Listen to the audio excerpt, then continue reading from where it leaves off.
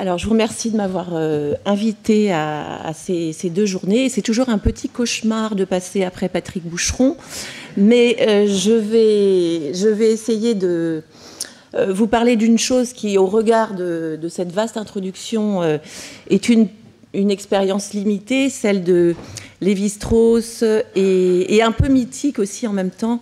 Lévi-Strauss et les surréalistes, André Breton, Max Ernst et Masson, mais en réalité, je vais surtout parler de Lévi-Strauss.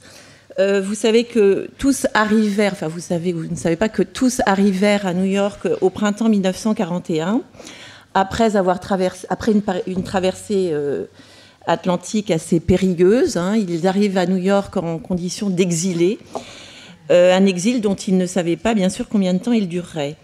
Alors, la rencontre avec New York est l'effet de cet exil américain de la Seconde Guerre mondiale qui leur a permis tous d'échapper aux nasses du nazisme et de Vichy. Breton reste jusqu'en 1946, donc 5 ans. Lévi-Strauss reste jusqu'en 1947, donc 6 ans. Plusieurs années de vie et d'expérience new-yorkaise sur lesquels Claude Lévi-Strauss laisse quelques magnifiques textes, dont je vais vous lire quelques-uns. Je n'ai pas de PowerPoint, je n'ai pas d'image, mais par contre j'ai des textes. Tandis que Breton, lui, n'écrivit pas une ligne sur New York, où il fut par ailleurs très malheureux. Max Ernst quitte à plusieurs reprises la ville de New York pour d'autres parties des États-Unis, et l'Arizona, notamment avec sa compagne Dorothea Tanning. Et André Masson, lui, vivait majoritairement hors de New York. C'est donc beaucoup sur les textes de l'anthropologue que je vais m'appuyer pour cette courte réflexion. Alors, c'est surréaliste, le surréalisme, je dirais poétique et pictural, ainsi que l'anthropologie, pas encore structurale, que incarne d'une certaine manière Lévi-Strauss, ont ce regard en partage, qui est évidemment en partie lié à la rencontre qui se fait entre ces différents hommes pendant ces années d'exil, et qui importe, je crois, pour notre réflexion sur la ville du futur et peut-être sur la ville tout court. D'abord, la reconnaissance de l'effet fécond, heuristique, de la juxtaposition de réalités différentes, sans craindre la brutalité de la discontinuité. Lévi-Strauss avait d'ailleurs plusieurs fois exprimé sa dette envers Max Ernst à ce sujet. Peut-être les passés 10 juin dont parlait Patrick.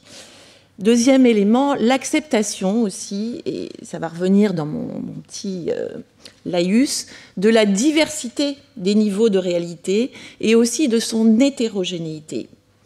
Les surréalistes en quête de surréalité, une réalité supraréaliste, et d'une manière bien différente, l'anthropologie, comme d'autres sciences sociales, en quête du roc, du réel, par l'enquête, la comparaison, l'érudition, avec l'idée que nous n'avons pas un accès immédiat au réel, et que selon les médiations, les constructions de l'objet, la réalité envisagée est différente.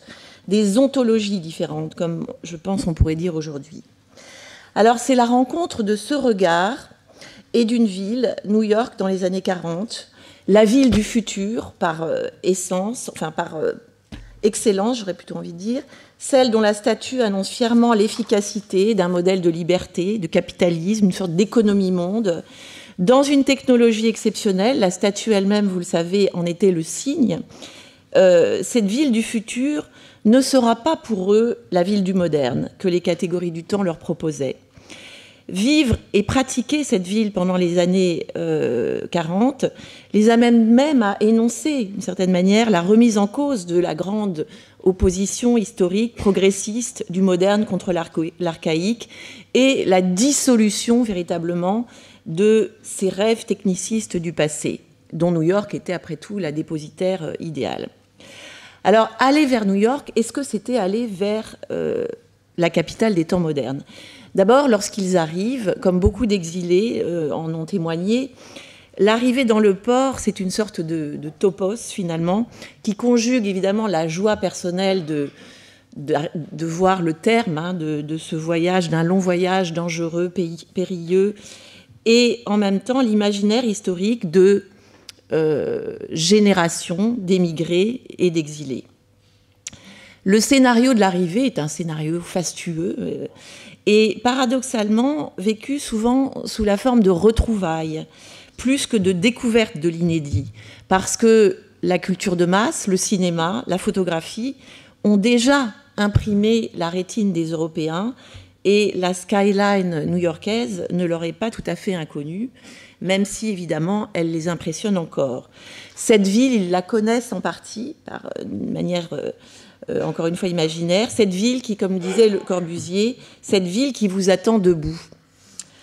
Alors, lorsqu'ils arrivent à New York, c'est le grand jeu des traductions, comme on fait souvent, et des correspondances un peu idiotes entre Paris et New York. Le village, c'est le quartier latin, l'East Side, c'est le 16e arrondissement, etc., etc. Lévi-Strauss note ce genre de correspondance, et lui-même d'ailleurs le fait, mais il prend acte du changement d'échelle. New York est selon lui d'abord, et tout de suite ce sentiment immédiat, c'est d'abord une ville américaine comme São Paulo, où il a vu son premier building, car ce n'est pas à New York qu'il voit le premier building, c'est à São Paulo. Il dit, je cite, « São Paulo ne m'a jamais paru laide, c'était une ville sauvage, comme le sont toutes les villes américaines. » Sauvage, c'est-à-dire, en fait, à cycle d'évolution court, passant, je cite, de la fraîcheur à la décrépitude, sans s'arrêter à l'ancienneté. Donc prise dans un rythme affolant de ville industrieuse. De même, New York ne lui a jamais paru laide, parce qu'il comprend qu'il faut consentir à un changement d'échelle dans la lunette utilisée pour le regarder. Je cite, c'est un texte de Triste Tropique, « Ceux qui déclarent New York laide sont seulement victimes d'une illusion de la perception. N'ayant pas encore appris à changer de registre, ils s'obstinent à juger New York comme une ville et critiquent les avenues, les parcs, les monuments. Et sans doute, objectivement, New York est une ville, mais le spectacle qu'elle propose à la sensibilité européenne est d'un autre ordre de grandeur, celui de nos propres paysages, alors que les paysages américains nous entraîneraient eux-mêmes dans un système plus vaste, et pourquoi nous ne possédons pas d'équivalent. La beauté de New York ne tient donc pas à sa nature de ville, mais la transposition, pour notre œil inévitable, si nous ne renoncions à nous raidir, de la ville au niveau d'un paysage artificiel, où les principes de l'urbanisme ne jouent plus. Les seules valeurs significatives étant le velouté de la lumière, la finesse des lointains, les précipices sublimes au pied des gratte-ciel et des vallées ombreuses parsemées d'automobiles multicolores comme des fleurs. Bon, je vous cite là tout ce texte, qui est un texte assez connu de Triste Tropique, qui va contraster avec plein d'autres choses sur New York dites par le même Lévi-Strauss. Là, on a une vision de New York comme paysage et urbain excédant l'échelle de la ville à l'européenne. Une sorte d'excès vertical, dans ce cas-là, qui sera vision qui sera reprise et théorisée par la suite par un autre exilé français aux États-Unis, qui restera aux États-Unis, Jean Gottman, justement, qui, lui, je dirais, théorise un excès plutôt horizontal en inventant le concept de mégalopolis pour apprécier le caractère inédit de ces formations urbaines de la côte Est qui forment un long ruban de densité urbaine continue de Baltimore à Boston. Et plus tard, d'ailleurs, Gottman identifiera une autre mégalopole, celle qui va de Tokyo à Kyoto. La métaphore minérale qui est présente dans le texte de Triste Tropique, qui est une sorte aussi de rêverie baudelairienne, paysage immense de minéral et d'eau, laisse la place assez vite à un autre registre qui lui aussi dénie le moderne. Je cite, « Décidément, New York n'était pas la métropole ultramoderne que j'attendais, mais un immense désordre horizontal et vertical attribuable à quelques soulèvements spontanés de l'écorce urbaine plutôt qu'au projet réfléchi des bâtisseurs. » On entre là dans une autre métaphore qui n'est pas minérale, mais plutôt, je dirais, géologique, de couches anciennes ou récentes qui jouent différemment dans le magma environnant comme les témoins d'ères différentes. New York, ici, figure une véritable tectonique des plaques urbaines, un monde vivant, terrien, qui déjoue la rationalité des ingénieurs, qui déjoue donc la modernité du projet citadin. Dans les deux cas, notons quand même qu'on a là la vision d'une ville vue d'avion ou vue du haut d'un de ces gratte-ciel qui en incarnerait, enfin, un des gratte-ciel qui, pour le coup, en incarne la modernité historique. Alors, cette capitale des temps modernes, on va voir que, surtout, elle organise du côté, si vous voulez, de la manière qu'ont de la pratiquer et de la voir, les surréalistes et Lévi-Strauss, le carambolage des temps et des espaces.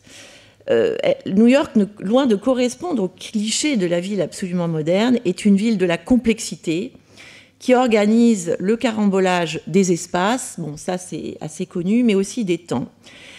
Elle préfigure à bien des égards, ils ne le savent pas encore, les villes européennes des années 70, à la fois évidemment par ce qui les secoue immédiatement, la publicité omniprésente, les néons, le Times Square, le goût du kitsch, mais très vite, elle fait également revivre le temps révolu de la monarchie de Juillet, décrit par Balzac dans les premières pages de La fille aux yeux d'or.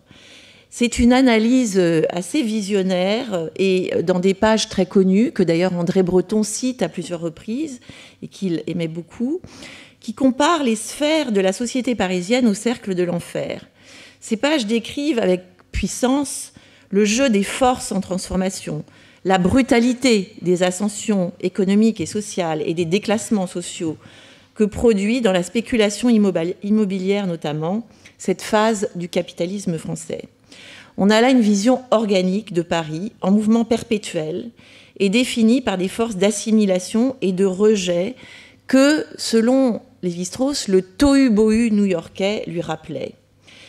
Tels les flux, les reflux de la marée, les recyclages, les reclassements, les effondrements et les réapparitions de segments sociaux produisent leur lot de rebuts, stockés dans quelques niches de la grande ville et que nos surréalistes et Lévi-Strauss vont aimer redécouvrir lorsqu'ils ne valent plus rien. En effet, toute cette petite bande, on va dire, va jouer vraiment le jeu du contrepoint, notamment dans les salles de vente, dans les salles d'enchères. Il faut être au plus près du creux dépressif du goût et profiter des avatars du beau pour acheter pas cher des tas de merveilles. On retrouve aussi la figure de l'anthropologue esthète en chiffonnier de la société de son temps. Lévi-Strauss l'a souvent dit, les ethnologues doivent faire les poubelles des grandes villes, et les marchés aussi, dit-il. Quant aux surréalistes, ils n'ont pas attendu cet appel pour l'effectuer à leur manière par la pratique intensive des puces, espace de rebut des villes et haut lieu de recyclage des objets. New York, donc, dans les années 40, fait un peu revivre le monde du cousin Ponce, du point de vue aussi de la largeur des possibilités. C'est-à-dire qu'on pouvait acheter beaucoup de choses à pas cher. On pouvait aussi, d'ailleurs, se loger à pas cher. Ça, c'est une chose importante que souligne Lévi-Strauss dans ces niches de la ville.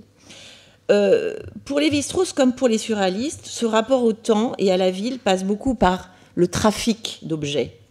Il raconte comment il achète, donc, par exemple, pour presque rien, des meubles espagnols ou italiens de la Renaissance, ces meubles massifs en noyer qui ont parfois été exportés par la conquête au Mexique et retrouvés à New York parce que des riches Américains les avaient achetés à un moment et ce n'était plus la mode.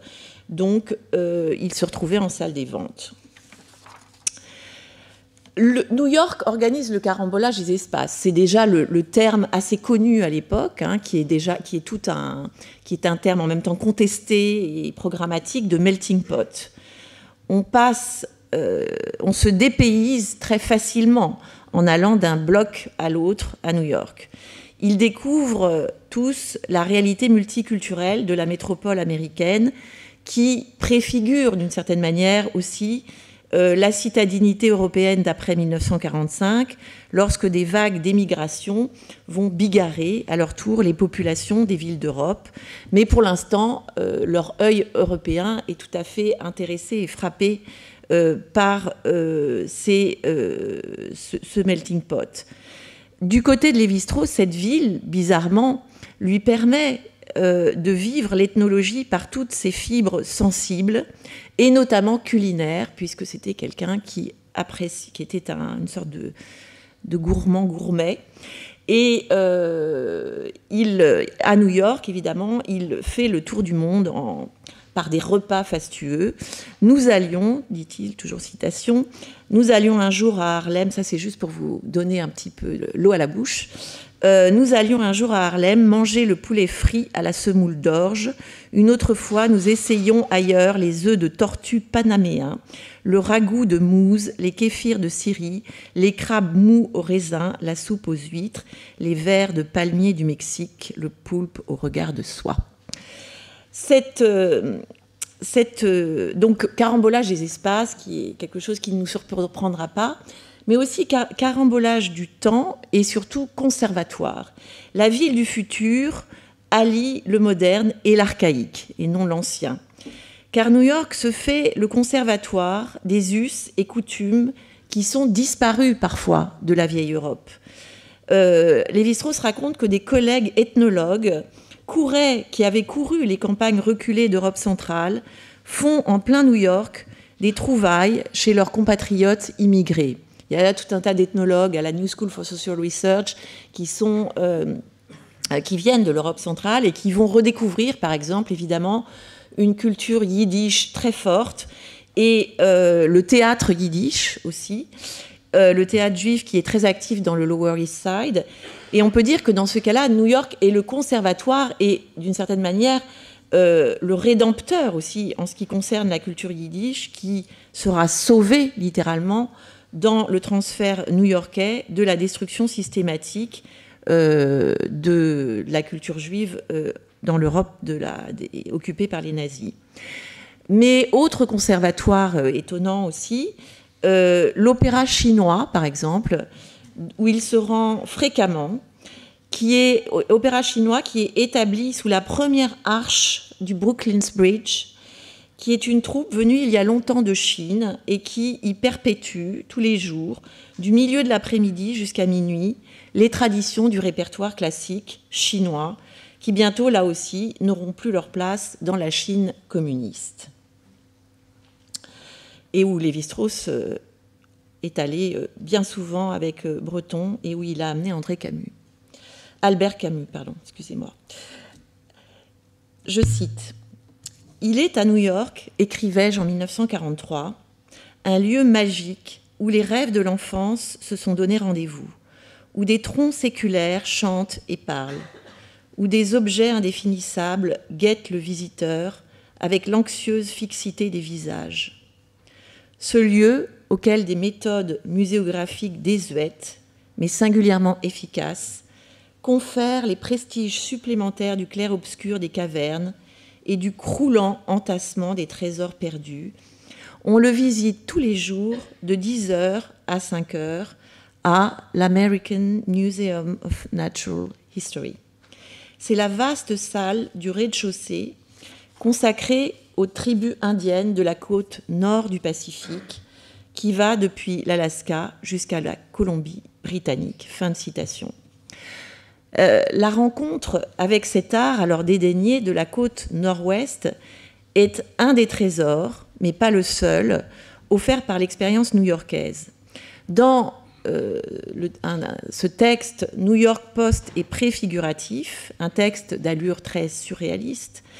Lévi-Strauss se rappelle les, je cite, 1001 cavernes d'Ali Baba, prodiguées par une ville qui avait fini par rassembler le patrimoine artistique de l'humanité et offrait, dit-il, à qui savait se glisser comme Alice, de l'autre côté du miroir, offrait 1000 richesses.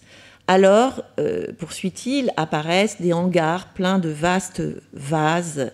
Et là, il y a vraiment le plaisir de l'énumération, les vases Mochika, Nazca, Chimu, les boîtes en or incrustées de rubis et d'émeraudes, épaves de l'émigration russe au lendemain de la Révolution d'octobre, des séries entières d'Utamaro, et Lévi-Strauss était particulièrement collectionneur d'art japonais, en tirage d'époque, dont étaient prêts à se séparer quelques jeunes hommes dans le besoin, ou des antiquités péruviennes de grande valeur bradées par un baron allemand. On est là dans une référence la référence au conte est prégnante, à la féerie, Alice au pays des merveilles. Tout cela évoque une ville à la trame urbaine encore lâche, pleine de trous, hein, dont la texture est criblée de trous, et qui ménage des surprises, qui organise des passages secrets, mais pas des passages surveillés, justement. Des passages où il n'y a pas d'interception, des passages secrets. La prose enchantée qui décrit la salle dédiée à la Colombie-Britannique, ses masques, ses mâts-totems, fait écho à une anecdote qui a souvent été racontée par Lévi-Strauss et par Max Ernst, puisque c'était Max Ernst qui avait le premier trouvé cet antiquaire où il a amené ses amis, André Breton et aussi Georges Dutuit, un petit antiquaire de la 3e avenue qui faisait surgir comme par magie des trésors, des masques en pierre de Teotihuacan, des sculptures de la côte nord-ouest du Pacifique, qui, comme je le disais tout à l'heure, étaient alors dévalorisés sur le plan artistique, qui ne comptaient pas.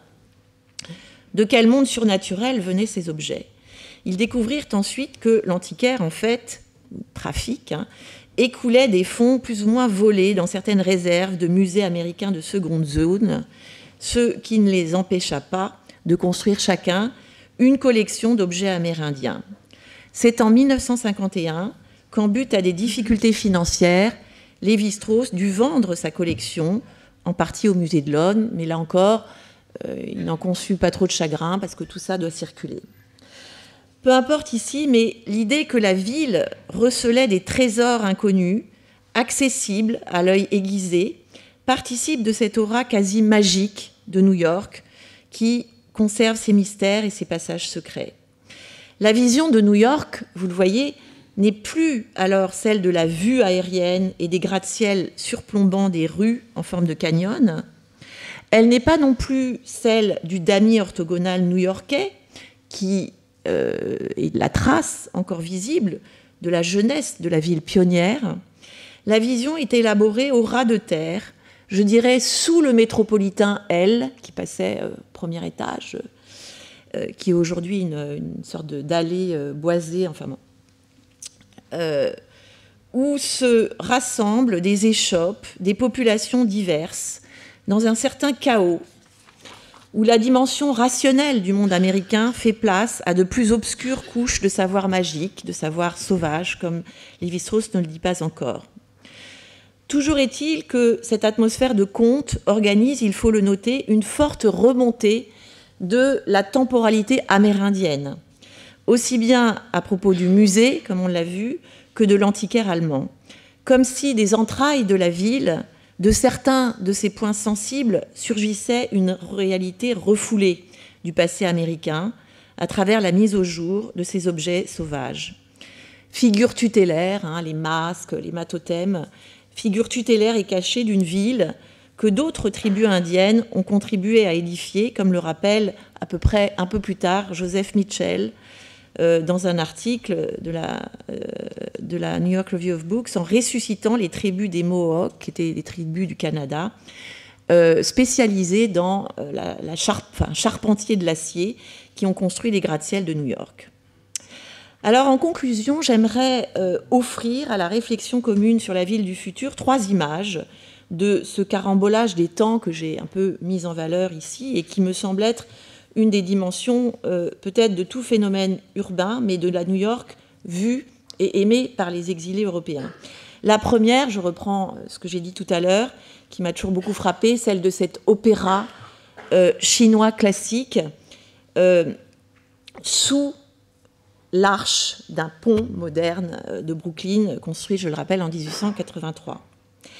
La deuxième, c'est le décor finalement intime de Claude Lévi-Strauss, puisque je vous ai parlé de ces meubles, et c'est des meubles qu'il a gardés toute sa vie, même quand il est revenu à Paris, mais auxquels il faut ajouter donc à ces meubles renaissants, comme j'ai dit, massifs, auxquels il faut ajouter un mobile de Calder, puisque c'est un des amis des surréalistes, qui devint son ami aussi, et qui plane sur ce lourd mobilier historique, mobilier intime qui me semble donc aussi incarner finalement les chassés-croisés temporels de ces années new-yorkaises. Et puis la troisième, la scène se passe à la New York Public Library, dans la salle des Americana, les antiquités américaines que Lévi-Strauss a évidemment fréquentées quotidiennement dans les années 40. Je cite, « Sous ces arcanes néoclassiques et entre ces murs lambrissés, je voisinais avec un Indien coiffé de plumes et vêtu de peau emperlée, même s'il prenait des notes avec un stylo Parker. » On a là, une troisième image. Alors, à New York, Lévi-Strauss et André Breton et leurs amis sont en Amérique du Nord. Ils sont en Chine aussi. Ils sont en Europe, en partie, dans le passé et dans l'avenir, la culture de masse, la publicité, comme je disais. Sans doute pas beaucoup dans le présent. Et cette machine, le présent de la guerre et de le nazisme et de cette Europe à feu et à sang qu'ils ont quittée. Cette machine à remonter ou à devancer le temps est un efficace effaceur de l'histoire du temps présent, pour eux, de la Seconde Guerre mondiale, et peut-être est-ce là un de ses charmes les plus vénéneux. Mais cette vision stratigraphique et chaotique, assumée, de la ville du futur est une manière pour eux de faire dérailler l'itinéraire convenu de l'histoire urbaine, de la civilisation industrielle pour Lévi-Strauss et post-industrielle pour nous. Avec Lévi-Strauss dans les villes, on aurait presque envie de Alice dans les villes, Lévi-Strauss dans les villes, le citadin vit de fortes remontées oxygénantes dans le temps. Les brèches, les trous, les ontologies plurielles, le vivant, le minéral, l'urbanisme rationnel et le tropisme magique sont des portes qui, je cite, donnaient accès à d'autres mondes et à tous les temps. Et ce sont elles qui, pour Claude Lévi-Strauss, il faut absolument préserver pour pouvoir respirer, pour échapper à, dit-il, une société chaque jour plus oppressante et inhumaine, pour aussi apprendre à peut-être s'offrir l'illusion que nous pourrions en sortir. Donc abriter la diversité des temps, la valeur des divers niveaux de réalité, la diversité des sociétés et des richesses. Le futur, cela pourrait être donc la dissolution de ce paradigme moderniste opposant la modernité à l'archaïque. New York, dans les années 40, telle qu'elle fut pratiquée, telle qu'elle fut comprise, et aussi, vous l'aurez compris, aimée par les surréalistes et par Lévi-Strauss, fut peut-être la préfiguration d'une telle dissolution, en tout cas un bricolage que Lévi-Strauss théorisera plus tard entre toutes ces passés disjoints et révolus, qui est toujours la vie dans la ville. Merci.